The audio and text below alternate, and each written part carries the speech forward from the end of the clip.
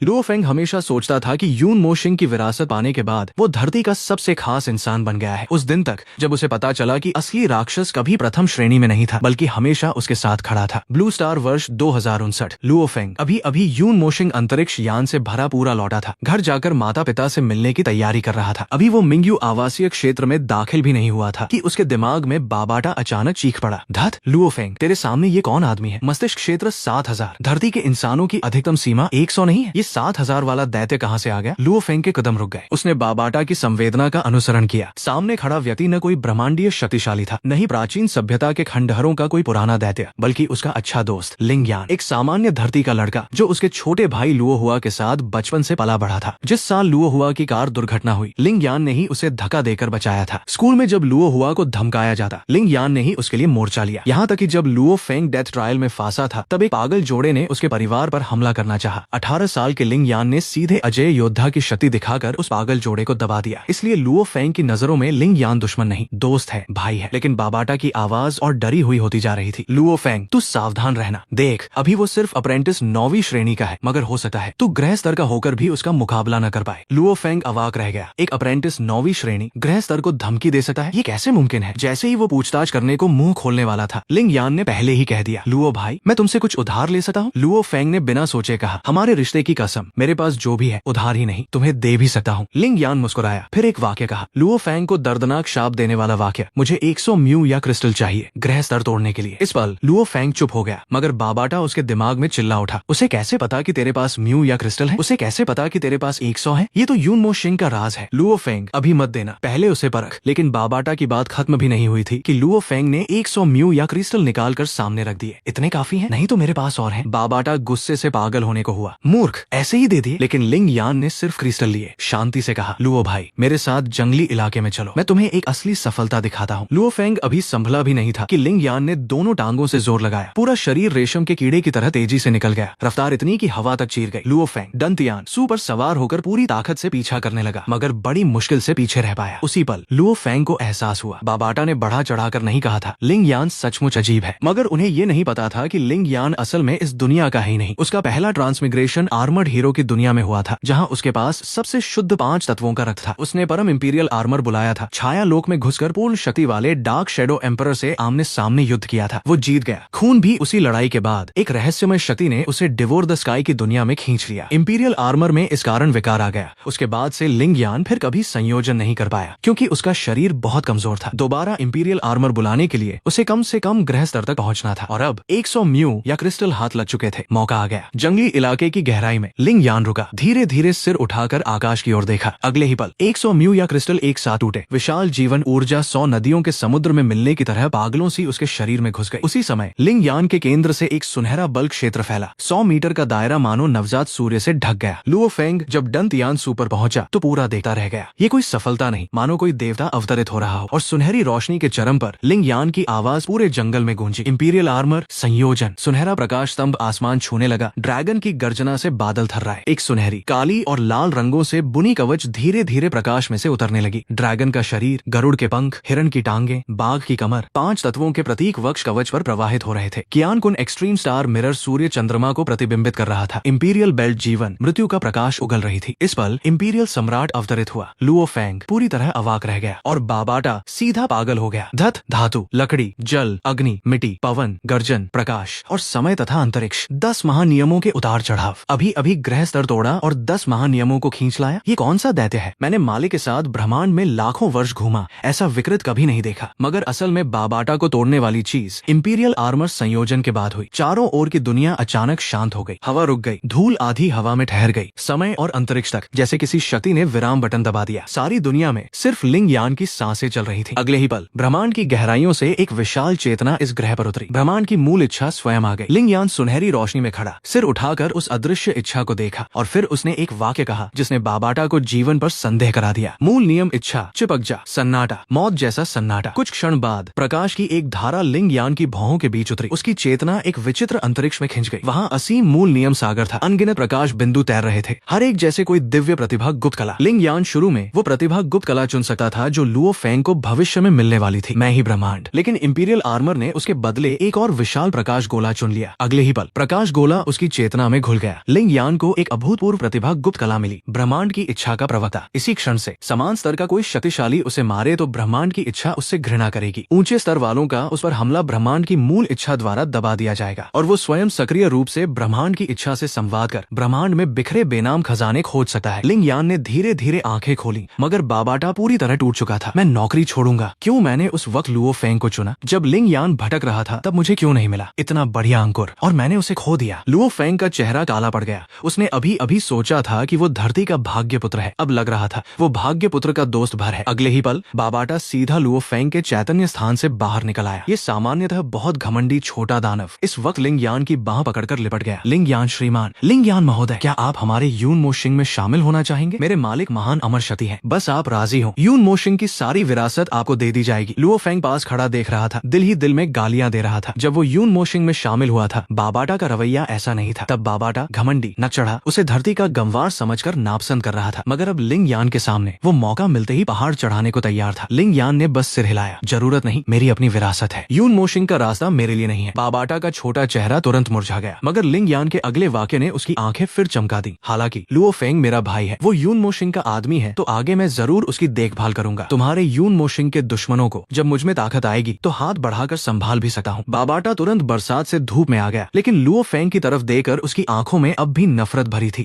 Luo Feng, तू तो कमाल किस्मत वाला है। तुम्हारी धरती जैसी गरीब जगह में लिंग यान जैसा विलक्षण पैदा हो सकता है। तेरी सबसे बड़ी उपलब्धि शायद यही होगी कि तुझे इतनी बड़ी जांग पकड़ने को मिली। लुओ फेंग ने पहली बार महसूस किया यून मोशिंग का उत्तराधिकारी होने का उसका रुतबा अचानक फीका लगने लगा। लेकिन लिंग यान को इन सब से कोई मतलब नहीं था। उसने बस दूर क्षितिज की ओर देखा, शांति से पूछा, बाबाटा, मैं ब्रह्मांड जाने की तैयारी कर रहा हूँ, क्या तुम लुओ फेंग को साथ लेकर चलना चाहोगे? बाबाटा तुरंत उत्तेजित हो गया, क्योंकि वो जानता था धरती बहुत छोटी है, इतनी छोटी कि सच्चा शक्तिशाली पाल ही नहीं सकती। और लिंग यान जैसा दैत्य एक बार ब्रह्मांड में गया तो वो प्रतिभा नहीं, आफत है, सारे ब्रह्मांडीय प्रतिभाओं का दुःस्वप्न। पिछले भाग में कहा गया लिंग यान ने इंपीरियल आर्मर का संयोजन किया, 10 महानियम एक साथ अवतरित हुए। बाबाटा मौके पर ही टूट गया, यहाँ तक कि उसकी बाह पकड़कर यून मोशिंग में शामिल होने की भीख मांगी, लेकिन लिंग यान ने मना कर दिया। उसने बस एक बात कही, धरती बहुत छोटी है, मैं ब्रह्मांड जाने की तैयारी कर रहा हूँ। लुओ फेंग को लगा था ये बस लिंग यान की धरती छोड़ने की इच्छा है, मगर उसे जल्द ही पता चला लिंग यान असल में ये चाहता है कि अकेला नहीं बल्कि उसे भी ब्रह्मांड की ओर धकेल दे। और लुओ फेंग को नहीं मालूम था कि इस बार धरती छोड़ने का फैसला लिंग यान की नजर में इसलिए था क्योंकि अभी की धरती बहुत कमजोर है, इतनी कमजोर कि ब्रह्मांड का एक मामूली अंतरिक्ष यान भी इस ग्रह की किस्मत तय कर सकता है। लुओ फेंग ने शुरू में तुरंत हाँ नहीं की, वो मौत से डरता नहीं था, बस छोड़ नहीं पा रहा था। यहाँ उसके माँ बाप है, छोटा भाई लुओ हुआ और अभी अभी शादी हुई शूशन। अगर वो धरती छोड़ गया तो उनकी रक्षा कौन करेगा? लिंग यान ने उसकी हिचकिचाहट देख ली तो बस एक सवाल पूछा, लुओ भाई, क्या तुम्हें लगता है धरती पर रहकर ही उनकी रक्षा होगी? लुओ फेंग ने सिर उठाया। लिंग यान की आवाज बहुत शांत थी, क्या तुम्हें लगता है दैत्य जानवर धरती की सबसे बड़ी मुसीबत है? नहीं, असली मुसीबत अब है जब एक दिन कोई ब्रह्मांडीय यान धरती के ऊपर आ खड़ा हो। उन्हें धरती पर हमला करने की जरूरत नहीं, बस अंतर तारा प्रणाली में दर्ज कर दे, ये बेनाम ग्रह अब मेरा है। उस दिन तुम्हारे माए बाप, शूशन, लुओ हुआ, यहाँ तक कि पूरी मानवता, इंसान नहीं किसी और की जायदाद होगी। इस वाक्य ने लुओ फेंग का चेहरा पूरी तरह बदल दिया। उसने कभी सोचा नहीं था कि मानवता की असली मुसीबत दैत्यों से नहीं, तारों के पार से भी आ सकती है। बाबाटा ने भी पास में सिर हिलाया। लिंग यान ने ठीक कहा, ब्रह्मांड कोई शांति बाग नहीं है, तुम्हारी धरती का कोई मालिक नहीं, कोई पहचान नहीं, कोई सच्चा शक्तिशाली नहीं बैठा। जैसे ही किसी अंतर तारा भाड़े के सिपाही ने खोज लिया पूरा ग्रह किसी की निजी जायदाद बन सकता है, तब तुम्हारे माए बाप, तुम्हारी पत्नी, पूरी धरती के इंसान गुलाम बाजार में बेचे जा सकते हैं। लुओ फेंग की मुट्ठी धीरे धीरे भिंच गई। इस पल आखिर वो समझ गया, धरती पर रहना सुरक्षा नहीं, बस खतरा अभी यहाँ तक नहीं पहुँचा है। सचमुच परिवार की रक्षा करनी है तो पहले बाहर कदम रखना होगा, खतरे से भी पहले बढ़ना होगा। देर तक चुप रहने के बाद लुओ फेंग ने आखिर मुंह खोला, अच्छा मैं तुम्हारे साथ ब्रह्मांड चलता हूँ। बाबाटा तुरंत उत्तेजित हो गया, बहुत अच्छे। ये महान बाबाटा कब से इस पिछड़ी जगह को छोड़ना चाहता था, लेकिन उत्तेजना के बाद उसे अचानक एक समस्या याद आई। रुको लिंग यान, तुम्हारे पास अंतरिक्ष यान है? लिंग यान ने सिर हिलाया, नहीं। बाबाटा अभी आंखें चढ़ाने वाला था, लेकिन लिंग यान का अगला वाक्य उसे सन कर गया, पर मुझे पता है कहाँ है और मुझे तुम्हारी मदद चाहिए जल्द ही। तीनों 12वें प्राचीन सभ्यता अवशेष पर आए। यहाँ एक पूरा काला ड्रैगन पर्वत X81 मॉडल अंतरिक्ष यान छिपा था, बस इसे ठीक करना होगा, फिर वे सचमुच धरती छोड़ ब्रह्मांड में जा सकते हैं। रास्ते भर लेजर चैनल, धारा प्रकाश, संरक्षक, बुद्धिमान रक्षा प्रणालियां एक के बाद एक सामने आई। सामान्य ग्रह स्तर शक्तिशाली तो कब के मर चुके होते, लेकिन लिंग यान के होते हुए सारे खतरे पहले ही टल गए। यहाँ तक कि जब बाबाटा बुद्धिमान प्रणाली पर जबरदस्त हमले की तैयारी कर रहा था, लिंग यान ने अचानक चेताया, सावधान, आत्म विनाश प्रणाली। बाबाटा की हरकत रुकी। अगले ही पल उसके पसीने छूटने को आए, क्योंकि अगर लिंग यान चेतावनी न देता तो वो सचमुच इस यान को उड़ा सकता था। बाबाटा ने मुंह बनाकर झूठी शान दिखाई। ये महान बाबाटा को पहले से पता था, बस तुम्हारी प्रतिक्रिया परख रहा था। लुओ फेंग ने उसे देखा, कुछ बोला नहीं, मगर आंखों में साफ लिखा था भरोसा नहीं। आखिरकार ब्लैक ड्रैगन X81 यान सफलतापूर्वक हाथ लग गया। बस 2 महीने से कम मरम्मत का समय, फिर वे धरती छोड़ सकते हैं। यानी इस पल से धरती से ब्रह्मांड का दरवाजा आखिर लिंग यान ने समय से पहले खोल दिया। लुओ फेंग ने भी लिंग यान का फायदा नहीं उठाया। यान लिंग यान के सुझाव पर ढूंढा गया था। रास्ते की मुसीबतों में भी लिंग यान ने बड़ी ताकत लगाई थी। इसलिए लुओ फेंग ने खुद पहल करके कहा, यान बेचने के बाद की आमदनी दोनों आधी आधी बांटेंगे। 3 धारा प्रकाश संरक्षक भी आधे लिंग यान को दिए। इसके अलावा भंडारण अंगूठी, बुद्धिमान, प्रकाश, मस्तिष्क और ढेर सारा म्यू या क्रिस्टल भी लिंग यान को दिया। लिंग यान ने लुओ फेंग की ओर देखा। दिल में बस एक वाक्य उभरा, लुओ शहर स्वामी की तरह सचमुच दिल बड़ा है। लेकिन इस सफलता की हलचल धरती के शिखर शक्तिशालियों से छिप नहीं सकी। जब वे अवशेष से बाहर निकले तो दूर नहीं, 2 लड़ाकू विमान आ पहुंचे थे। होंग और थंडर गॉड विमान से उतरे। उन्होंने लुओ फेंग को देखा, फिर अभी अभी गए लिंग यान को। आंखों में सवाल भरे थे। लुओ फेंग, आधे घंटे पहले जंगली इलाके में जो क्षति उभरी, उपग्रह से पता चला कि तुम पास ही थे। वो अभी गया शख्स लिंग यान ही है। आखिर उसे क्या हुआ? उसकी आभा अचानक इतनी भयावह क्यों हो गई? लुओ फेंग ने नहीं छिपाया। लिंग यान के कहे अनुसार उसने यून मोशिंग की विरासत पाने, लिंग यान की सफलता, इंपीरियल आर्मर संयोजन, बाबाटा के प्रकट होने की कहानी मोटे तौर पर बता दी। थंडर गॉड ने सुनकर पहले कुछ पल जड़ता दिखाई, फिर लुओ फेंग के कंधे पर थप्पड़ मारा। शाबाश, अब समझ आया। 9वें अवशेष से निकलने के बाद तेरी ताकत अचानक क्यों बढ़ गई? पीछे ऐसा भाग्य जुड़ा था। लेकिन होंग की दिलचस्पी लुओ फेंग में नहीं, लिंग यान में थी। उसने लुओ फेंग की ओर गंभीरता से देखा। तो तुम्हारा ये दोस्त लिंग यान असल में कौन है? ब्रह्मांड की बातों से इतना वाकिफ क्यों? ग्रह स्तर तोड़ते समय इतनी बड़ी हलचल क्यों मचा सका? लुओ फेंग ने सिर हिलाया। मुझे भी साफ नहीं। उसने बस इतना कहा कि उसे भी ब्रह्मांड की कोई विरासत मिली है और उसने बाबाटा का प्रस्ताव ठुकरा दिया। ये सुनते ही बाबाटा जल गया। छी, तुम धरती के गंवार सचमुच बेकार की चिंता करते हो। लिंग यान के मन में बुराई होती तो पूरी धरती बांध कर भी उसकी एक उंगली न झेल पाती। बेहतर है ये महान बाबाटा से गिड़गिड़ाओ, तुम सबको यून मोशिंग में भर्ती करा दूं। शायद आगे जाके एक ही ग्रह के नाते लिंग यान के हाथों कोई मैनेजर का पद मिल जाए। थंडर गॉड ने सुनते ही आंखें तान दी। छोटू, क्या बक रहा है? हम सब ग्रह स्तर हैं, फर्क इतना बड़ा कैसे हो सकता है? बाबाटा फट पड़ा। छोटू, तूने महान बाबाटा को छोटू कहा? अज्ञानी मूर्ख, तुझे पता नहीं लिंग यान नाम का दैत्य कितना भयानक है। ये कहकर बाबाटा अचानक हंसा, बिल्कुल छोटे दानव सा। चलो शर्त लगाते हैं, जब लिंग यान लौटे तुम तीनों एक साथ उस पर चढ़ाई करो। अगर वो जरा भी ढील न दे तो वो तुम्हें खिलौने की तरह उड़ा देगा। थंडर गॉड को तुरंत दिलचस्पी हुई। शर्त लगाओ, हम 3 मिलकर एक पर बहुत बुरा भी नहीं हारेंगे।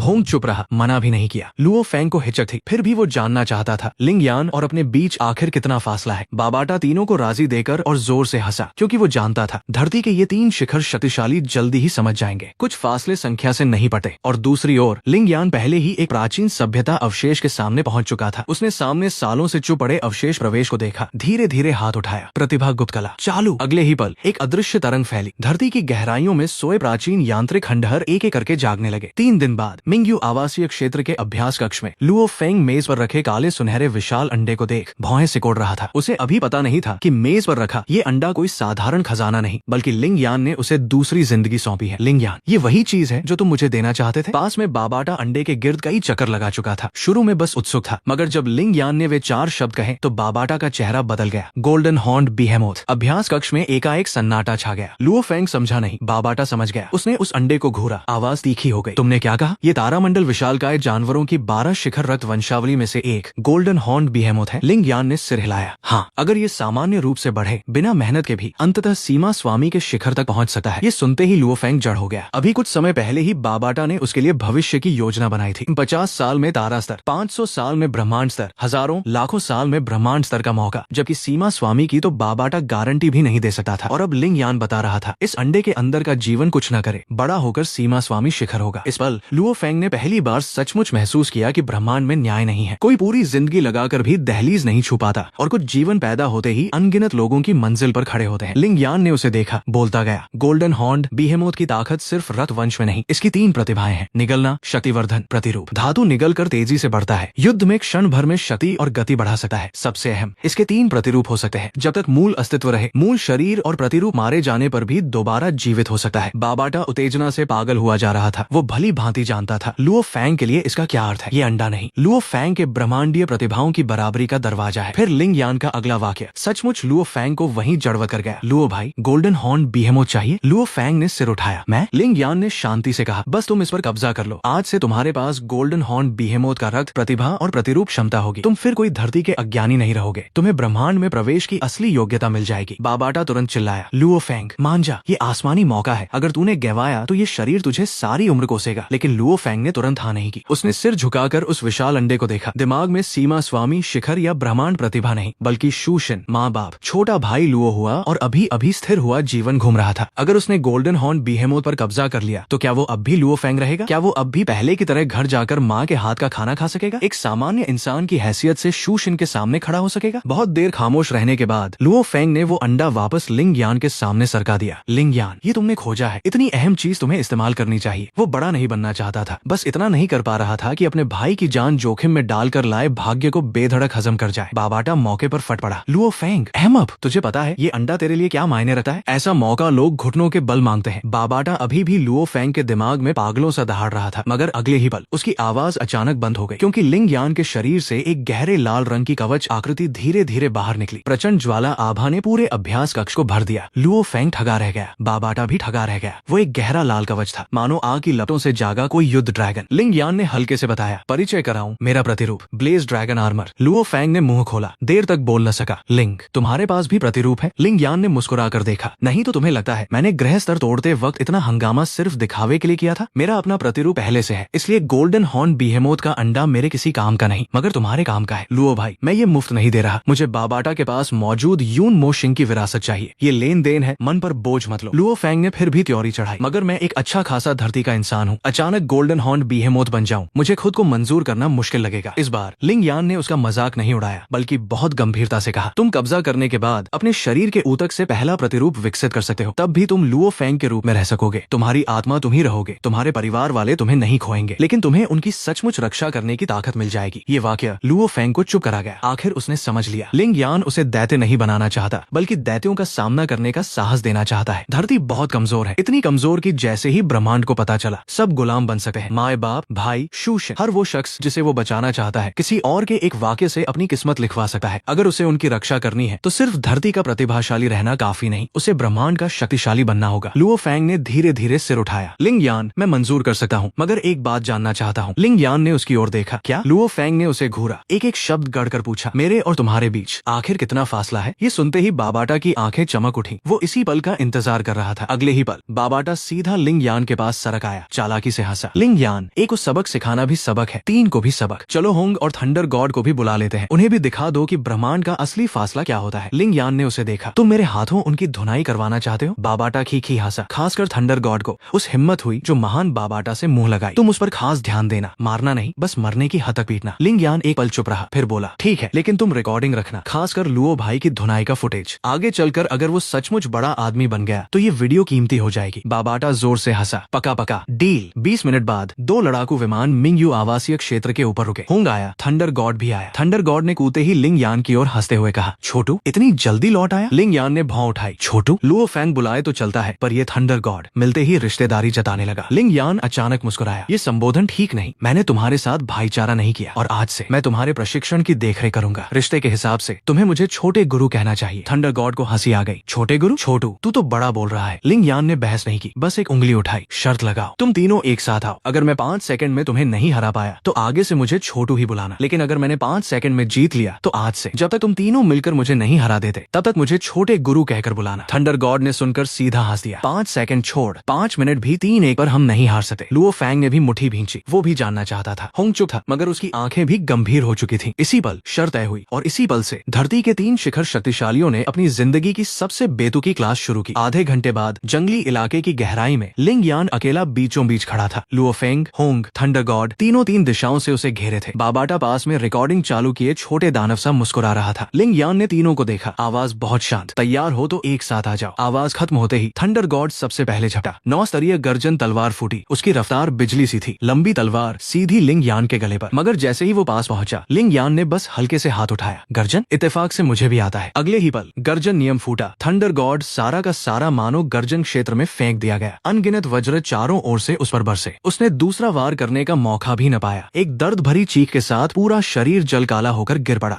थंडर गॉड पराजित। लुओ फेंग की पुतलियां सिकुड़ी, डन तियानसू तुरंत सैकड़ों ब्लेडों में बिखरा, फिर घूमता हुआ एक शंकु वेद बना, भयानक सर्पिल शक्ति के साथ लिंग यान पर बरसा। ये लुओ फेंग की अब तक की सबसे शक्तिशाली चाल थी, लेकिन लिंग यान ने हटना तो दूर, बस उल्टी उंगली घुमाई। आस पास का अंतरिक्ष तक हल्का मुड़ने लगा, लेकिन लिंग यान ने बस उसकी तरफ देखा, धीरे से कहा, अच्छा है लेकिन नाकाफी। प्रकाश नियम का एक स्तंभ बनकर गिरा। होंग धड़ाम से जमीन में धंस गया। जंगली इलाके में सीधा एक विशाल गड्ढा फट गया। होंग पराजित। लिंग यान के वार से तीनों के गिरने तक 3 सेकंड से भी कम लगे। बाबाटा रिकॉर्डिंग पकड़े हंस रहा था, मुंह फटा जा रहा था। लिंग यान ने हाथ समेटे, पूछा, सब रिकॉर्ड हो गया? बाबाटा ने तुरंत सिर हिलाया, हाई डेफिनेशन। जब ये जागेंगे तो लू पर चलाऊंगा। लिंग यान ने जमीन पर पड़े तीनों को देखा, बाद में बहाने मत बनाने देना, इतना कह वो जाने को मुड़ा। लेकिन बाबाटा न रहा गया, वही सवाल पूछ बैठा, लिंग यान, तुमने उन तीनों से लड़ते वक्त लगभग कितनी ताकत लगाई? लिंग यान ने गंभीरता से सोचा, इस बार फौरन जवाब नहीं दिया, सचमुच हिसाब लगाने लगा। कुछ पल बाद त्योरी चढ़ाकर बोला, शायद 1/4 से भी कम। बाबाटा के चेहरे की हंसी जम गई। वो जानता था लिंग यान ताकतवर है, पर इतना कि खुद बाबाटा को भी बेतुका लगे। लिंग यान बोलता गया, वे बहुत कमजोर है, मैंने पहले से बहुत संभाल रखा था, फिर भी आखिर में और रोकना पड़ा, नहीं तो सचमुच मर जाते। बाबाटा देर तक चुप रहा, आखिर एक ही वाक्य निकला, तू सचमुच विकृत है। न जाने कितनी देर बाद अस्पताल में लुओ फेंग तेज दर्द से जागा। उसने आंखें खोली, सफेद छत देखी, बगल के बिस्तर पर होंग और थंडर गॉड थे। होंग अपेक्षाकृत शांत था, लेकिन थंडर गॉड मानो आत्मा निकाला गया हो, मुर्दा सा पड़ा था। लुओ फेंग की आवाज भारी थी, बाबाटा, हम हार गए? बाबाटा बाहर निकला, खिसियानी हंसी हंसा, सटी कहूं तो तुम तीनों को लिंग यान ने 3 सेकंड में सामूहिक रूप से ढेर किया। लुओ फेंग कुछ पल चुप रहा, फिर वही पूछा जो सबसे ज्यादा जानना चाहता था, उसने कितनी ताकत लगाई? बाबाटा ने उसे देखा, पक्का सुनना चाहता है? डर है कहीं सुनकर तू भी थंडर गॉड न बन जाए। लुओ फेंग ने दांत भींचे, बोल। बाबाटा ने धीरे धीरे कहा, लिंग यान ने खुद कहा, 1/4 से भी कम। लुओ फेंग की पुतलियां एक झटके में फैल गईं। 1/4 यानी लिंग यान ने उन्हें हराने में 3 सेकंड इसलिए लिए क्योंकि वे 3 सेकंड टिक सके, बल्कि इसलिए कि लिंग यान को डर था कहीं वे मर न जाएं, इसलिए 3 सेकंड अतिरिक्त लगाए। थंडर गॉड ने यही सुनकर जीवन पर शक किया था, लेकिन लुओ फेंग देर तक चुप रहने के बाद हार नहीं मानी, बल्कि आंखें धीरे धीरे चमकने लगी। 1/4 ही सही, फासला बड़ा ही सही, वो 1/4 से 1000वें हिस्से तक, फिर लाखवें तक पहुंच सकता है। जब तक जिंदा है, जब तक मजबूत हो रहा है, एक दिन वो सचमुच लिंग यान के बराबर खड़ा होगा। बाबाटा ने उसकी आंखें देखी, आखिर संतुष्ट होकर सिर हिलाया, तब जाकर मेरे उत्तराधिकारी जैसा लगा। मगर लुओ फेंग, बड़बड़ मत करना, अब तुझे गोल्डन हॉर्न बीहेमोथ पर कब्जा करना ही होगा। ब्रह्मांडीय सामान्य भाषा सीखनी होगी और धरती छोड़ने की तैयारी भी करनी होगी, क्योंकि ब्रह्मांड में पहुंचकर कोई तुझ पर इसलिए दया नहीं करेगा कि तू धरती से है। 1.5 महीने बाद ब्लैक ड्रैगन X81 यान की मरम्मत पूरी हुई। लुओ फेंग ने परिवार की व्यवस्था कर दी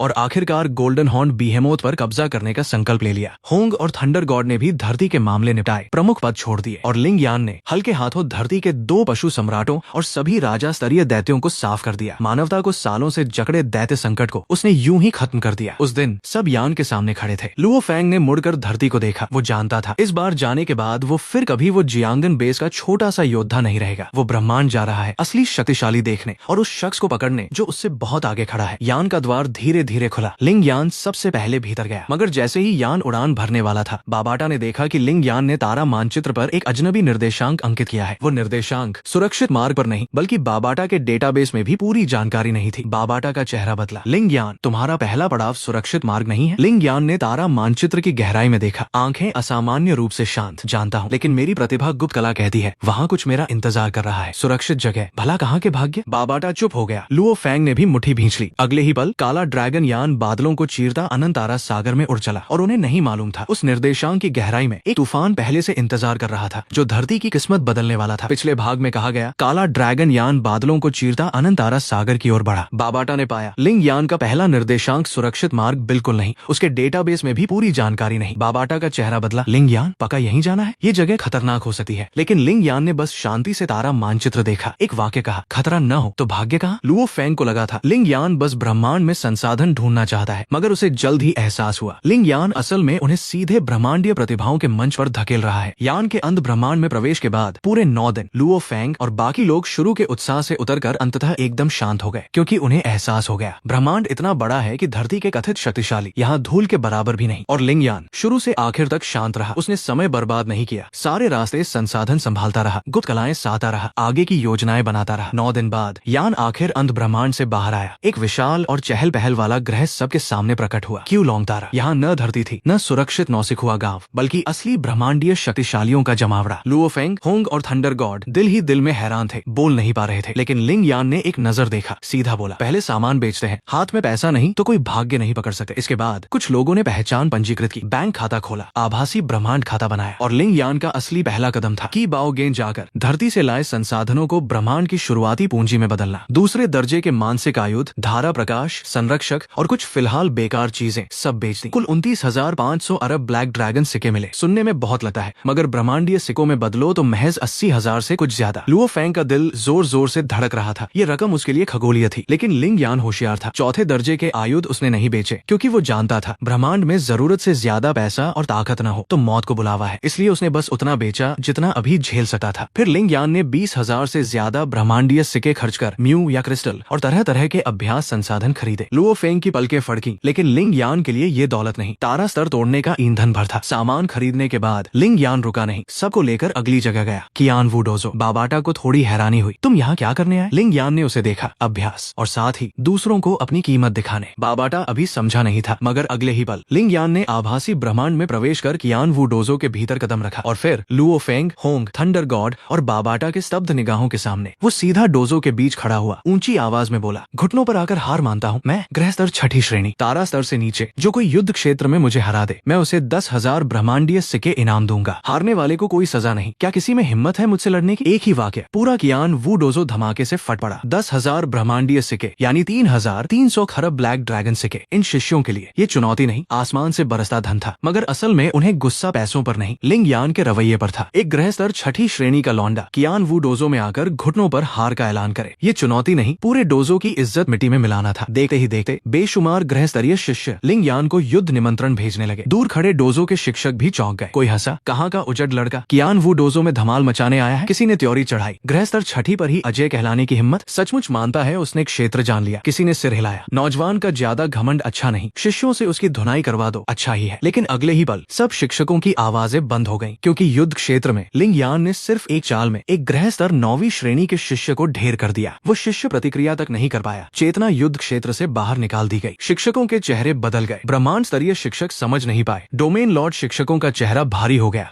और सीमा स्वामी शिक्षकों की नजरें सीधी लिंग यान पर जम गईं। बहुत देर बाद एक सीमा स्वामी शिक्षक ने सूखे गले से कहा, मूल नियम का उतार चढ़ाव। इस लड़के ने ग्रह स्तर पर ही मूल नियम का बोध कर लिया। ये वाक्य निकलते ही शिक्षक दल में मुर्दा सा सन्नाटा छा गया। सब जानते थे कई डोमेन लॉर्ड भी नियम की दहलीज नहीं छू पाते, मगर ये ग्रह स्तर 6ठी का लड़का पहले ही मूल नियम समझ चुका था। ये सामान्य प्रतिभा नहीं, दैत्य था। लेकिन लिंग यान नहीं रुका, उसने लगातार कई ग्रह स्तर 9वीं के शिष्यों को निपटाया, फिर बल्कि निराश होकर सिर हिलाया। बहुत घटिया, बहुत घटिया, अब भी घटिया। इस स्तर की लड़ाई देखने लायक भी नहीं। शिष्यों के चेहरे काले पड़ गए और लिंग यान आगे बोला, अकेले आने की हिम्मत नहीं तो सब एक साथ आ जाओ। सारे ग्रह स्तरीय शिष्य युद्ध क्षेत्र में आ सकते हैं, हजारों मुझ अकेले पर, बस मुझे मार सको। शर्त पुरानी ही है, मैं फिर भी 10,000 ब्रह्मांडीय सिक्के दूंगा। सारा मैदान खोल उठा, हजारों ग्रह स्तर एक ग्रह स्तर 6ठी पर। अगर ये हिम्मत न हुई तो आगे कियान वू डोजो में मुंह दिखाने लायक न रहेंगे। देखते ही देखते आभासी युद्ध क्षेत्र में हजारों ग्रह स्तरीय शिष्यों ने रणभूमि भर दी और लिंग यान अकेला बीचों बीच खड़ा, हाथ पीछे किए, चेहरा शांत। लुओ फेंग ये देखकर सांस रोके खड़ा था, क्योंकि यहाँ का कोई भी मामूली शिष्य धरती पर जाए तो कम से कम एक डोमेन लॉर्ड हो, और उनमें से बेहतरीन शायद होंग भी आसानी से न जीत पाए। और अब वे हजारों अकेले लिंग यान पर टूट पड़े। लड़ाई शुरू होते ही हजारों हमले एक साथ फूटे, लेकिन लिंग यान ने एक कदम भी पीछे नहीं हटाया, बस एक विचार किया। गर्जन नियम धमाके से फूटा, चांदी सफेद चापे अनगिनत सर्पों सी भीड़ में दौड़ गईं। हर चमक के साथ सैकड़ों शिष्य युद्ध क्षेत्र से बाहर फेंक दिए गए। इसी के साथ धातु नियम ने हजारों सुनहरी धार बनाई, आते सारे हमलों को सटीकता से तोड़ा। वे सुनहरी धारें लिंग यान ने शुरू से आखिर तक एक भी कदम गंभीरता से नहीं उठाया। 10 सेकंड, महज 10 सेकंड, हजारों ग्रह स्तरीय शिष्य सब ढेर। युद्ध क्षेत्र में लाशें बिछ गईं और लिंग यान का वस्त्र साफ सुथरा, जैसे बस कंधे से गिरा एक पता झाड़ दिया हो। पूरा कियान वू डोजो सन्नाटे में डूब गया। लुओ फेंग वहीं खड़ा, मुंह खोले, आंखें फाड़े, लिंग यान की आकृति को घूर रहा था। पलक झपकाने की भी हिम्मत नहीं, क्योंकि आखिर उसे एहसास हुआ लिंग यान ने उस दिन उन तीनों के खिलाफ जो किया वो लड़ाई नहीं, सिर्फ पढ़ाई थी। पढ़ाई भी नहीं, बल्कि कहीं वे गलती से चोट न खा जाए, इसलिए बड़ी सफाई से ताकत रोके हुए था। बाबाटा उसके दिमाग में खिसियाकर हंसा। लुओ फेंग अब समझा लिंग यान कितना बेतुका है। उसने ब्रह्मांड के इन ग्रह स्तरीय प्रतिभाओं पर भी बस यूं ही हाथ फेरा, और ये उसकी पूरी ताकत नहीं, सिर्फ गर्जन और धातु, 2 निम्न नियम लगाए। भूल मत, इस दैत्य के पास 10 महानियम है। उसने तुम तीनों से लड़ते वक्त पानी नहीं छोड़ा, पूरा प्रशांत महासागर छोड़ा था। लुओ फेंग का चेहरा शर्म से तमतमाया, लेकिन नजर नहीं हटाई। फासला जितना बड़ा उतना ही साफ देखना चाहता था, क्योंकि साफ देखेगा तभी तो जानेगा कि कहां तक जाना है। सबको लगा ये चुनौती यहीं खत्म हो गई। हजारों ग्रह स्तरीय शिष्यों का घेरा एक ने 10 सेकंड में साफ किया। ऐसी उपलब्धि काफी थी पूरे कियान वू डोजो की बोलती बंद करने को। लेकिन लिंग यान बस युद्ध क्षेत्र के बीच खड़ा रहा, वस्त्र साफ सुथरा, चेहरा खतरनाक हद तक शांत। न उत्साह था न दिखावा, बल्कि मानो अभी अभी सबसे सामान्य हल्की फुल्की कसरत की हो। लुओ फेंग उसकी पीठ देख रहा था, दिल में बस एक ख्याल था, यही है असली ब्रह्मांड प्रतिभा। लिंग यान ने धीरे धीरे सिर उठाया, उसकी नजर जमीन पर पड़े हारे हुए शिष्यों को पार कर दूर खड़े उन तमाशबीन तारा स्तरीय शिष्यों पर जा टिकी। अगले ही पल सारे तारा स्तरीय शिष्यों का चेहरा एकाएक बदल गया, क्योंकि उन्हें अचानक बुरी आशंका हुई। लिंग यान ने अभी अभी हजारों ग्रह स्तरों को ध्वस्त किया। शायद सचमुच सिर्फ हल्की फुल्की कसरत थी, और सचमुच कियान वू डोजो को नियंत्रण मुक्त करने वाली चुनौती अब शुरू हुई। पिछले भाग में कहा गया लिंग यान अभी अभी क्यों लौम तारे पर पहुंचा, सीधा कियान वू डोजो में घुसा। एक घुटनों पर हार ने पूरे माहौल में विस्फोट कर दिया। हजारों ग्रह स्तरीय स्तरीय शिष्यों ने उसे अकेला घेरा। नतीजा, लिंग यान ने एक कदम भी गंभीरता से नहीं उठाया। सिर्फ 10 सेकंड में हजारों को धराशायी कर दिया। पूरा डोजो सन्नाटे में डूब गया। सबने सोचा चुनौती खत्म, मगर लिंग यान युद्ध क्षेत्र के बीचों बीच खड़ा, वस्त्र साफ, चेहरे पर खतरनाक शांति, न उत्तेजना न दिखावा, मानो अभी अभी सबसे मामूली कसरत पूरी की हो। अगले पल उसकी नजर हारे हुए गृह स्तरीय शिष्यों को लांग दूर खड़े तमाशबीन तारा स्तरीय शिष्यों पर जा टिकी। सारे तारा स्तरीय शिष्यों का चेहरा बदल गया, क्योंकि उन्हें अचानक बदगुमानी हुई। लिंग यान का हजारों गृह स्तरों को ध्वस्त करना सचमुच सिर्फ तैयारी थी, और अब सचमुच डोजो को उथल पुथल करने वाली चुनौती शुरू होती है। सारी भीड़ ने एक साथ सिर उठाया। लिंग यान ने उन तारा स्तरीय शिष्यों की तरफ देखा। आवाज शांत, शर्तें वही हैं, ब्रह्मांड स्तर से नीचे। जो कोई मुझे अकेले हरा दे 10,000 ब्रह्मांडीय सिक्के दूंगा। क्या किसी में हिम्मत है मुझसे एक मुकाबला करने की? इस पल पूरा कियान वू डोजो सीधा फट पड़ा। ग्रह स्तर छठी, तारा स्तर को चुनौती, और वो भी तारा स्तर प्रथम श्रेणी को नहीं, बल्कि ब्रह्मांड स्तर से नीचे सबको बुलावा। तारा स्तरीय शिष्यों के चेहरे एक दूसरे से ज्यादा भद्दे हो गए। स्वीकारे तो जीतने पर भी शान नहीं, हारे तो जिंदगी भर की बदनामी। माहौल जब खामोशी में डूब रहा था, तभी एक वृद्ध शरीर विशाल दबाव लिए अचानक प्रकट हुआ। उसकी भौहों के बीच ज्वाला चिन्ह, वो स्वयं मूल नियम से मान्यता प्राप्त सीमा स्वामी था। उसने ठंडी नजर से हिचकते तारा स्तरीय शिष्यों को देखा। क्या बात है, एक ग्रह स्तर छठी की चुनौती के आगे तुम सब सिकुड़ रहे हो? ऐसी मनोदशा से आगे शक्तिशाली बनने की क्या बात करोगे? तारा स्तरीय शिष्यों पर पसीना आ गया, मगर किसी को पता नहीं था ये सीमा स्वामी ऊपर से शिष्यों को डांट रहा था, मगर पीठ पीछे घबराकर ऊपर अफसर को संदेश भेज रहा था। शिसान श्रीमान, क्यू लॉन्ग तारा कियान वू डोजो में एक अद्भुत प्रतिभा मिली है। ब्रह्मांड प्रतिभा युद्ध के पहले 10 शायद पहले स्थान तक की क्षमता है। सबकी नजरें लिन यान पर टिकी, उनमें दया के भाव थे। इस बार उसकी खैर नहीं। ग्रह स्तर छठी, तारा स्तर 9वीं से लड़े। बीच में कितने गुना अंतर। ऊपर से बियाओ ना के पास 5 हरा क्षेत्र और 5वें दर्जे का आयुध भी है। लिन यान प्रतिभाशाली है, मगर इस बार हद कर दी। आभासी युद्ध क्षेत्र में बियाओ ना ने पवन क्षेत्र फैलाया। आंधी चली, हत्या भाव लिन यान पर लॉक हुआ। लिन यान ने उस पवन क्षेत्र को देखा, होंठ मुस्कान से जरा मुड़े। पवन जरा दिलचस्प है। अगले ही पल पवन नियम धमाके से उतरा। वो क्षेत्र नहीं था, पलक झपकते पूर्णता से गुंथ गया। इंपीरियल ड्रैगन विंड पियर्स, एक विशाल नीला सर्पिल शंकु एकाएक जमा। पवन की तीक्ष्णता और काष्ठ की जीवंतता लिए अंतरिक्ष चीरता सीधा बियाओ ना पर जा पहुंचा। बाहर खड़े शिक्षक पूरी तरह पागल हो गए। पवन नियम, काष्ठ नियम, उसने तो सिर्फ गर्जन और धातु का बोध बताया था। ग्रह स्तर छठी 4 महानियम समझ चुका है, और उसकी गुप्त कला में तो नियम संलयन का रुझान भी है। ये वार इतना भव्य था कि सब शिक्षक बोल न सके, लेकिन धुआं छांटने पर बियाओ न खड़ा था। मुंह से खून बह रहा था, चेहरा पीला, मगर युद्ध क्षेत्र से बाहर नहीं फेंका गया। लिन यान ने त्योरी चढ़ाई, जख्मी कर सकता हूँ, लेकिन काफी नहीं। उसकी आनुवंशिक ऊर्जा बहुत सघन है, आयुध का भी फायदा है। बियाओ ना ने सोचा, मौका हाथ लगा। जख्म सहकर युद्ध चाकू घुमाता लिन यान पर झपटा। आखिर तू गृह स्तर ही है, ये 10,000 ब्रह्मांडीय सिक्के मेरे हुए। लिन यान पीछे नहीं हटा,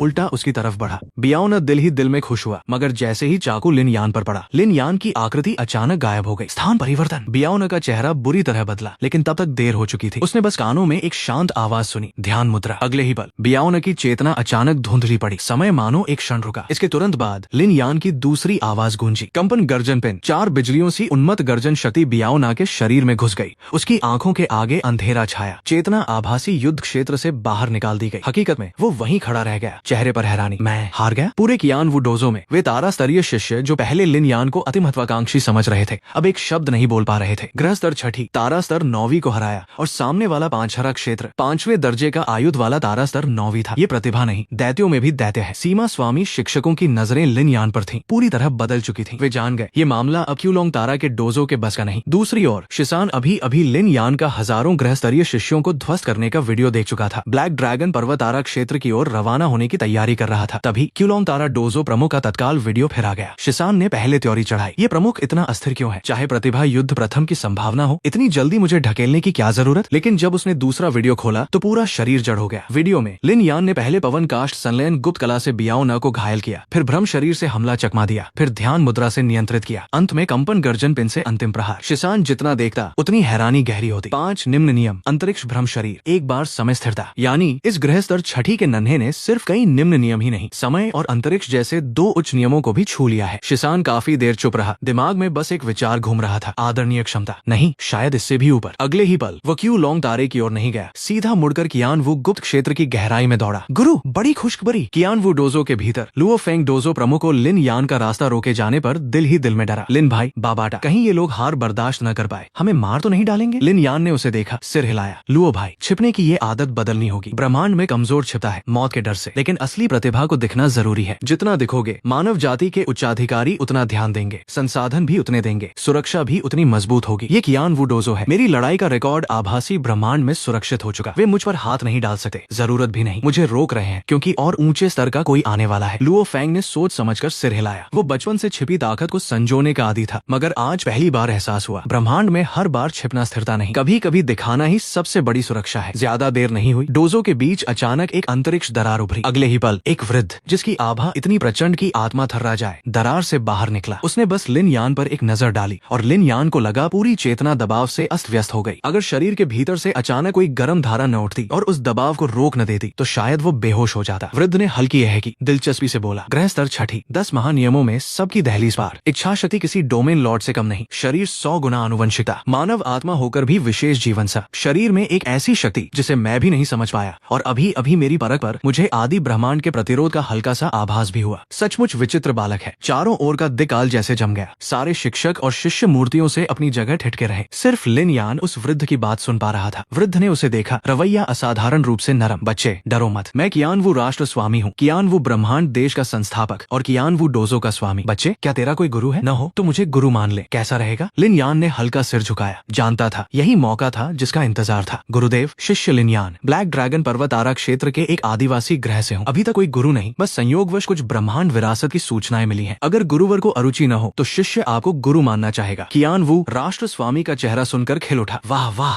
आज से तू मेरा 459वां अंतेवासी शिष्य है। शिसान देव सेनापति ने पास खड़े तुरंत आदर से हाथ जोड़े। राष्ट्र स्वामी को बधाई। लिन यान राजकुमार को भी बधाई। राष्ट्र स्वामी के द्वार ग्रहण करने पर कियान वू राष्ट्र स्वामी जितना देखा उतना संतुष्ट। प्रतिभा चरम, कोई पूर्व गुरु नहीं और मानव जाति का ये आसमान से टपका शिष्य नहीं, ब्रह्मांड की मूल इच्छा उसकी झोली में डाल रही थी। उसने लिन यान की ओर प्यार से देखा। अच्छे शिष्य, यहाँ और अपने ग्रह पर क्या कोई जरूरी काम बाकी है? न हो तो गुरु के साथ कियान वू गुप्त क्षेत्र चल। ब्रह्मांड प्रतिभा युद्ध में 7 साल है। गुरु चाहता है तू ये 7 साल साधना कर। गुरु के लिए इस बार का प्रतिभा युद्ध प्रथम स्थान जीत लाए। कर सकेगा? लिन यान ने झुककर कहा। शिष्य आज्ञा लेता है। बस गुरुदेव, शिष्य की एक और विनती है। कियान वू राष्ट्र स्वामी का मूड शानदार था। बोल। लिन यान ने पीछे मुड़कर लुओ फेंग तीनों की ओर देखा। शिष्य, इस बार ब्रह्मांड आया तो 3 सहोदर मित्र भी साथ आए। उन्होंने ग्रह पर कई बार शिष्य की सहायता की। शिष्य अब गुरु की कृपा पाकर उनकी भी यथासंभव मदद करना चाहता है। पता नहीं गुरु उन्हें भी साथ ले चल सकते हैं। कियान वू राष्ट्र स्वामी सुनकर और खुश हुआ। प्रतिभा तो चरम, ऊपर से कृतज्ञ। ये शिष्य जितना देखो उतना प्यारा लगे। मामूली बात, जरूर ले चलेंगे। ये कहकर कियान वू राष्ट्र स्वामी ने बांह हिलाई। लिन यान, Luo Feng, Hong, thunder God चारों सीधे विश्व अंगूठी में समा गए। अगले ही पल कियान वू राष्ट्र स्वामी ने अंतरिक्ष दरार चीरी। उन्हें लेकर क्यू लॉन्ग तारे से निकल कियान वू गुप्त क्षेत्र की ओर चल दिए। कियान वू गुप्त क्षेत्र पहुंचने पर लुओ फेंग तीनों को महल के बाहर छोड़ दिया गया और लिन यान को कियान वू राष्ट्र स्वामी अकेले भीतर ले गए अलग शिक्षा देने। कियान वू राष्ट्र स्वामी ने बड़ी आशा से लिन यान को देखा। शिष्य, अब तक जो नियम और गुप्त कलाएं सीखे गुरु को दिखा। लिन यान ने बिना हिचक अपनी सारी क्षमताएं एक एक कर प्रदर्शित की। कियान वू राष्ट्र स्वामी पहले सिर हिला रहे थे, मगर देखते देखते उनका चेहरा बदलने लगा। अच्छा, 10 महानियमों में सचमुच सबकी दहलीज पार। तेरा रक्त प्रतिभा अकल्पनीय है, पर शिष्य, साधना में एक बात याद रख, बहुत चीजें चबाने से हजम नहीं होता। 10 नियम एक साथ साधना बहुत कठिन है। एक मुख्य मार्ग चुनना होगा, समय, अंतरिक्ष या संलयन नियम। नहीं तो शुरू में भले चमके, आगे चलकर सफलता में बाधा बन सकता है। कियान वू राष्ट्र स्वामी ने बहुत गंभीरता से कहा, क्योंकि वो सचमुच लिन यान को साधना देना चाहते थे। मगर लिन यान ने तुरंत हाँ नहीं की। कुछ पल चुप रहा, फिर सिर उठाकर बोला, गुरु, शिष्य की स्थिति विशेष है। 10 नियम एक साथ चलाना शायद शिष्य के लिए ज्यादा उपयुक्त है। कियान वू राष्ट्र स्वामी ने भौं सिकोड़ी। अभी कुछ बोलने वाले थे कि लिन यान ने एक कदम आगे बढ़ाया। अगले ही पल 5 कवच प्रतिरूप एक साथ महल में प्रकट हुए। Blaze dragon, wind eagle, dark hawk, snow battle, earth tiger, पांचों प्रतिरूप, साथ आभाएं भिन्न, फिर भी लिन यान के मूल शरीर से गहरे जुड़े। कियान वू राष्ट्र स्वामी वहीं ठगे रह गए। प्रतिरूप और 5। अगले ही पल ये महान राष्ट्र स्वामी लगभग फट पड़े। धत, तेरे 5 प्रतिरूप हैं। सब जानते थे प्रतिरूप ब्रह्मांड की सर्वोच्च जीवन रक्षा प्रतिभाओं में एक है। स्वयं गोल्डन हॉर्न, बीहेमोथ जैसे शिखर रक्त वंश को भी जीवन में बस 3 प्रतिरूप मिलते हैं, मगर लिन यान के 5। और बेतु की बात तो ये कि कियान वू राष्ट्र स्वामी ने गौर से देखा तो आंखें लाल होने लगी। ये 5 प्रतिरूप न सिर्फ हरे के पास 1-2 निम्न नियमों की प्रतिभा, बल्कि सब में समय और अंतरिक्ष की प्रतिभा भी। और हर एक प्रतिरूप 1000 गुना आनुवंशिक स्तर का, 1000 गुना जीन। ये क्या मायने रखता है? पूरे आदि ब्रह्मांड में जन्मजात 1000 गुना जीन वाले विशेष जीवन बहुत कम है। कई ब्रह्मांड अधिपति अनगिनत संसाधनों से भी शायद ही ऐसा शरीर पाए, मगर लिन यान ने यूं ही हाथ घुमाया। 5 प्रतिरूप 1000 गुना जीन के। कियान वू राष्ट्र स्वामी लिन यान को देखकर लगभग अवाक थे। शिष्य, तेरा खून आखिर है क्या? तेरा मूल शरीर 100 गुना जीन ठीक है, पर प्रतिरूप मूल से 10 गुना ऊपर क्यों? लिन यान ने आदर से कहा। गुरु को बताऊं, शिष्य का मूल रक्त वंश फिलहाल थोड़ा कम है, लेकिन शिष्य के पास आनुवंशिक गुणक बढ़ाने की गुप्त कला है। बस संसाधन पर्याप्त हो तो बाद में मूल शरीर का जीन गुणक प्रतिरूपों से कहीं ज्यादा हो सकता है। कियान वू राष्ट्र स्वामी चुप हो गए। उन्हें अचानक लगा कि वो खुद थोड़े बेचारे हैं, क्योंकि उन्हें 100 गुना जीन भी कम लगने लगा था, मगर 100 गुना जीन तो अनगिनत शक्तिशालियों का सपना है। और बेतु का तो आगे हुआ। लिन यान ने कहना जारी रखा, गुरु, शिष्य ने जब ग्रह स्तर तोड़ा था तो ब्रह्मांड की मूल इच्छा ने एक विशेष प्रतिभा गुप्त कला भी दी थी। कियान वू राष्ट्र स्वामी की पलक फड़की और लिन यान ने सिर हिलाया। इस प्रतिभा गुप्त कला का नाम बताना उचित नहीं, मगर प्रभाव गुरु को बता सकता हूँ। शिष्य इसके प्रयोग से जान सकता है ब्रह्मांड में कहाँ बेनाम खजाना हो सकता है। इससे पहले ग्रह ग्रह पर शिष्य ने इसी प्रतिभा से कुछ प्राचीन सभ्यता के अवशेष खोजे, जिनमें चौथे दर्जे के आयुध, दूसरे दर्जे के आयुध और यांत्रिक कुल के अंतरिक्ष यान शामिल थे। कियान वू राष्ट्र स्वामी पूरी तरह खामोश हो गए। इस पल उन्हें अपना दुखद अतीत याद आया। वो खुद आदि तारे पर 3 बार मरे, खजाना भी गंवाया, कर्ज में डूबे, एक राष्ट्र स्वामी होकर जीवन मानव जाति के कर्जदार जैसा बन गया। मगर ये नया शिष्य प्रतिभा चरम, प्रतिरूप चरम, जीन गुणक चरम और ऊपर से खजाना खोजी प्रतिभा भी। कियान वू राष्ट्र स्वामी की आंखें भर आई। शिष्य, कहीं तू ब्रह्मांड की मूल इच्छा का नाजायज बेटा तो नहीं? लिन यान ने पलकें झपकाई। गुरु, मैं मानव प्रतिभा हूँ और आपका शिष्य भी। जब मैं आगे चलकर शक्तिशाली बनूंगा और मेरे पास ये खजाना खोजी प्रतिभा होगी तो क्या ये गुरु के पास होने जैसा नहीं? तब हम गुरु शिष्य एक साथ ब्रह्मांड की खोज करेंगे,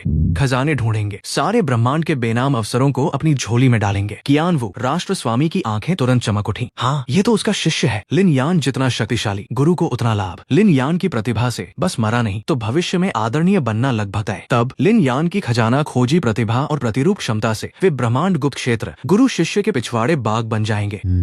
चाहे बस झूठा सा हिस्सा भी मिले, शायद अपना कर्ज उतर जाए, यहाँ तक कि फिर खड़े हो जाए। ये सोचकर कियान वू राष्ट्र स्वामी लिन यान को जितना देखो उतना खुश। यही लगता है किस्मत पलटने का मौका ऊपर वाले ने भेजा है। बहुत देर बाद वो बुदबुदाए, क्या सचमुच मेरे दिन बदलने वाले हैं? और तभी महल के बाहर खड़ा लुओ फेंग अभी तक नहीं जानता था लिन यान का ये गुरु स्वीकार सिर्फ अपनी किस्मत नहीं बदल रहा, बल्कि उन तीनों धरतीवासियों को पहले ही कियान वू ब्रह्मांड देश की सबसे केंद्रीय प्रतिभा संवर्धन प्रणाली में खींच रहा था। ब्रह्मांड प्रतिभा युद्ध में अभी 7 साल है, मगर धरती वंश का तूफान पहले ही शुरू हो चुका था। पिछले भाग में कहा गया कियान वू राष्ट्र स्वामी ने लिन यान को अंतेवासी शिष्य बनाया, मगर लुओ फेंग को अभी पता नहीं था असली बेतु की बात गुरु स्वीकार नहीं, बल्कि इस पल से लिन यान को सीधे 1.1 अरब हुन युआन की सीमा, सामंत शिखर स्तर का अधिकार, अमर रक्षक और सीमा स्वामी प्रबंधक मिल गए। अभी अभी धरती से निकला एक छोटा शिक्षक पलक झपकते कियान वू ब्रह्मांड देश का सबसे अछूत व्यक्ति बन गया। कियान वू गुप्त क्षेत्र के महल में कियान वू राष्ट्र स्वामी जितना लिन यान को देखते उतना पसंद करते। उनके दिल में बाकी सारे शिष्य बांधकर भी लिन यान की बराबरी नहीं कर सकते थे, क्योंकि कियान वू राष्ट्र स्वामी भली भांति जानते थे ये शिष्य बस मरा नहीं तो भविष्य में कम से कम आदरणीय स्तर होगा और साथ ही उन्हें भी कर्ज से उबार सकता है। ये सोच कियान वू राष्ट्र स्वामी हंसते हंसते मुंह बंद न कर सके। अच्छा, तो शिष्य, तू गुरु के यहाँ निश्चिंत होकर साधना कर। गुरु चाहता है जल्दी आदरणीय बन और फिर गुरु को साथ ले ब्रह्मांड गुप्त क्षेत्रों की खोज कर। यहाँ तक कहकर उनका स्वर अचानक गंभीर हुआ। लेकिन शिष्य, चूंकि तेरी प्रतिभा इतनी शीर्ष है, गुरु तुझे सबसे शीर्ष संसाधन भी देगा, लेकिन उसी अनुपात में गुरु की तुझसे अपेक्षाएं भी बहुत कड़ी होंगी। क्या तू राजी है? लिन यान ने रति भर देर न की। शिष्य आज्ञा लेता है। कियान वू राष्ट्र स्वामी ने संतुष्ट हो सिर हिलाया, फिर सीधे एक विश्व अंगूठी उसकी ओर उछाली। आनुवंशिक ऊर्जा, अब समय बर्बाद करने की जरूरत नहीं। तू 100 गुना जीन है, नींव काफी ठोस है, सीधे पोषक द्रव से शरीर भर। पहले तारा स्तर 9वीं श्रेणी तोड़, तारा स्तर 9वीं पहुंचकर स्तर वृद्धि रोक देना, उसके बाद एकाग्र होकर नियम बोध में जुटना। लिन यान ने अंगूठी ली, मन हिल गया। कियान वू राष्ट्र स्वामी बोलते गए, तेरी वर्तमान प्रतिभा और ताकत से बिना गुरु के मार्गदर्शन के भी संभवतः प्रतिभा युद्ध प्रथम आ जाएगा, लेकिन गुरु की तुझसे अपेक्षा इससे कहीं बढ़कर है। इसलिए गुरु तेरे लिए पहली परीक्षा रखता है। 3 साल के भीतर समय और अंतरिक्ष दोनों उच्च नियम पूर्णतः नियम सार के विश्लेषण के मार्ग पर चल पड़े। 10 साल के भीतर दोनों उच्च नियमों का पहला नियम सार जागृत कर ले। अगर कर सका तो 10 नियम एक साथ साधने पर गुरु रोक नहीं लगाएगा। न कर सका तो अनुशासन से सिर्फ समय अंतरिक्ष साधना। ये शर्त सामान्य प्रतिभा पर लादी जाती तो लगभग असंभव थी, मगर कियान वू राष्ट्र स्वामी यही देखना चाहते थे लिन यान की सीमा आखिर कहाँ है। और लिन यान ने फिर कोई हिचक न दिखाई। शिष्य समझ गया। कियान वू राष्ट्र स्वामी मुस्कुराए। उन्होंने सोचा था ये शर्त लिन यान के 10 नियम पद को जरा दबा देगी, मगर वो फिर भी लिन यान को कम आंक गए। तुरंत बाद कियान वू राष्ट्र स्वामी ने एक और पट्टिका फेंकी। ये तेरी पहचान पट्टिका है। आगे साधना में कोई समस्या हो, इस पट्टिका से गुरु के अधीन सब शक्तिशालियों से मार्गदर्शन मांग सकता है। खतरे में पट्टिका तोड़ दे, गुरु स्वयं आएगा। इसके अलावा हर साल एक बार महल में आकर गुरु को साधना प्रगति बता सकता है। कोई संशय हो तो सामने पूछ सकता है। लिन यान का मन गर्म हुआ, मगर अगले ही पल कियान वू राष्ट्र स्वामी ने और बड़ा बम फेंका। रही बात तेरे जीन गुणक बढ़ाने की सामग्री, गुरु को अभी ठीक ठीक पता नहीं क्या चाहिए, इसलिए गुरु तेरे आभासी ब्रह्मांड खाते को पहले 1 अरब हुन युआन की सीमा देता है, साथ ही सामंत शिखर स्तर का अधिकार। जो संसाधन चाहिए खुद चुन लेना। लिन यान सुनकर भीतर तक हिल गया। 1 अरब हुन युआन, ये क्या है? एक सामान्य राजा प्राथमिक शक्तिशाली की कुल पूंजी लगभग इतनी ही होती है, और कियान वू राष्ट्र स्वामी ने ये राशि एक अभी तारा स्तर न छूने वाले शिष्य पर झोंक दी। ये गुरु कृपा अथाह भारी थी। लिन यान ने तुरंत झुककर कहा, शिष्य गुरु को शत शत नमन करता है। इस पल लिन यान के दिल में बस एक विचार, ये ऋण भविष्य में जरूर चुकाना होगा। इन संसाधनों से आखिर वो शाही पृथ्वी मार्ग की सच्ची साधना कर सकता था और अपने जीन गुण को और भयावह स्तर पर धकेल सकता था। महल से निकलने के बाद लिन यान ने देखा अब भी कुछ अचंभित Luo Feng, Hong, thunder God God तीनों खड़े थे। पास ही शिसान देव सेनापति बहुत देर से प्रतीक्षारत थे। लिन यान को देखते ही जो पहले ठंडी आभा वाले शिसान थे उन्होंने तुरंत मुस्कान खींची। लिन यान, राजकुमार का अभिवादन। राजकुमार कृपया मेरे साथ आएं, मैं आपको निवास तक ले चलता हूँ। राजकुमार सुनकर लुओ फेंग तीनों के होश उड़ गए। अभी कुछ देर पहले लिन यान उनका छोटा गुरु था और अब ये भयावह शक्तिशाली भी उसे आदर से राजकुमार कह रहा था। लेकिन लिन यान के बदले रुतबे को सबसे पहले भांपने वाला लुओ फेंग नहीं, न होंग और थंडर गॉड, बल्कि हमेशा मुहफट बाबाटा था। जल्द ही शिसान देव सेनापति सबको एक विशाल खुले बगीचे नुमा आवास पर ले आए। बगीचे में पहले से एक अमर शक्तिशाली और 10 सीमा स्वामी इंतजार कर रहे थे। लेकिन जब लिन यान ने उस अमर शक्तिशाली को पहचाना तो पूरा शरीर झटका खा गया, क्योंकि सबसे आगे खड़ी कोई रोबीली वृद्ध नहीं बल्कि एक बेहद खूबसूरत औरत थी। उसने चांदी काली तंग युद्ध कवच पहना था, कद लंबा, कमर पतली, गहरे बैंगनी रंग के बाल कंधों पर लहरा रहे थे, भौहें सुडौल, रूप आकर्षक, मगर फूहड़ नहीं बल्कि अमर शक्तिशाली की अनोखी दबंगई लिए वो बस वहाँ खड़ी थी, मानो फूलों की छाव में छिपी कोई तेज धार। खूबसूरत, खतरनाक और नजर हटाने को मजबूर न करने वाली। लिन यान ने बस एक नजर देखी, दिल की धड़कन अकारण ही एक धड़कन चूक गई। उसने सोचा था कियान वू राष्ट्र स्वामी द्वारा भेजा अमर रक्षक कोई हत्या भाव से भरा शक्तिशाली होगा, मगर ये तो ऐसी औरत थी और इतनी खूबसूरत भी। लिन यान के कान जरा गर्म हुए, उसने तुरंत नजर हटा ली, मगर ये दृश्य ठीक उसके सामने खड़ी महिला ने देख लिया। उसकी आंखों में हंसी की लहर दौड़ी, लाल होंठ हल्के मुड़े, फिर भी तुरंत चुटकी नहीं ली। शिसान देव सेनापति ने परिचय दिया, राजकुमार, आज से ये उद्यान भवन आपका निवास है। ये विक्टोरिया है, अमर राजा उच्च स्तर और मेरे ही कुल वंश की है। आगे ये राजकुमार की सुरक्षा की जिम्मेदारी संभालेंगी। इसके अलावा ये 10 सीमा स्वामी सब उद्यान प्रबंधक हैं, राजकुमार के दैनिक कार्य देखेंगे। अगर राजकुमार को साधना में संदेह हो तो आभासी ब्रह्मांड में कियान वू देश के किसी भी शक्तिशाली से मार्गदर्शन का आवेदन कर सकते हैं। 7 दिन में अवश्य उतर आएगा। लिन यान ने सिर हिलाया, अभी धन्यवाद कहने को मुंह खोला ही था कि विक्टोरिया ने एक कूदम आगे बढ़ा लिया। उसने हल्का झुककर कहा, आवाज कोमल मगर उसमें एक सुस्त मुस्कान सी घुली, विक्टोरिया, राजकुमार को प्रणाम। आज से राजकुमार की सुरक्षा मुझे सौंपी गई। ये कहते हुए उसने पलकें उठाकर लिन यान की ओर देखा। आंखें मानो हंस रही थी। लेकिन राजकुमार निश्चिंत रहे, मैं हालांकि रक्षक हूँ, लेकिन दिन भर रूखा चेहरा लेकर आपको डराऊंगी नहीं। अगर राजकुमार को कोई आज्ञा हो, चाहे साधना की चाहे जीवन की, मुझसे कह सकते हैं। लिन यान ने अभी अभी शांति पाई थी। ये सुनते ही कान फिर गर्म हो गए। उसने खांसते हुए कहा, बहुत बहुत धन्यवाद विक्टोरिया पूर्वज। विक्टोरिया के होंठों की मुस्कान गहरी हुई। राजकुमार मुझे पूर्वज कहेंगे तो रिश्ता दूर हो जाएगा। आप राष्ट्र स्वामी के अंतेवासी हैं, स्वयं उच्च हैं, आगे सीधे विक्टोरिया कहिए। हालांकि अगर राजकुमार जरा घनिष्ठता से बुलाना चाहे तो मुझे भी कोई आपत्ति नहीं। ये वाक्य निकला। लिन यान के हाव भाव जम गए। Luo Feng, Hong, thunder God भी ठगे रह गए। उन्होंने ऐसा दृश्य कहाँ देखा था। अभी अभी अमर रक्षक सुनकर हैरान थे